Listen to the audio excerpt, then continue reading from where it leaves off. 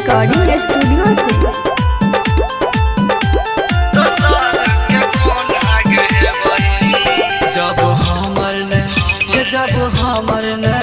जब हमर ने तू जान भेलही तब सर के कोन आगे है बही। जब हमर ने जान तू भेलही तब सर के कोन आगे है बही। सब वादा कसम तेरे के जान पल भर में कोना भूललही। जब हमर ने जान तू भेलही तब सर के कोन आगे है बही। जब हमर ने जान तू भेलही तब सर के कोन आगे है बही।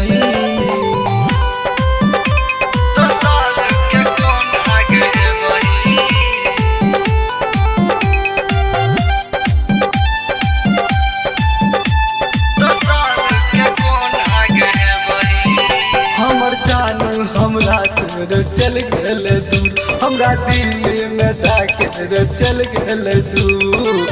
हमरा ने देखला कहू कनियो मजबूर, हमरा ने देखला कहू कनियो मजबूर। हमर जानू हमरा से चल गेल दूर, हमरा दिल में दाके चल गेल दूर। हमरा ने देखला कहू कनियो मजबूर, हमरा ने जानला कहू कनियो मजबूर। बात के न चली तू गे वादा, जाने पूरा न केलही इरादा। जब हमर जान तू न भेलही तब सर के कोन आगे है बही। जब हमारा जान तू न भेलही तब सर के कोन आगे है बही।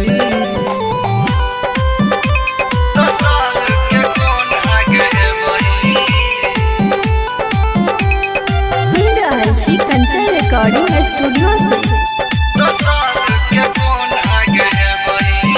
हाथ काट के लिख लियो तोहारा नाम, जिंदगी में न केलिए हम ये हाना काम। चौरी के हमरा तू के क देला बदनाम, कोना के हमरा तू के क देला बदनाम। हाथ काट के लिख लियो तोहारा नाम, जिंदगी में न केलिए हम ये हाना काम। चौरी के हमरा तू के क देला बदनाम, कोना के हमरा तू के क देला बदनाम।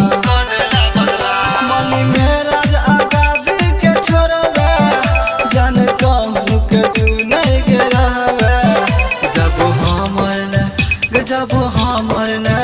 जब हमर जान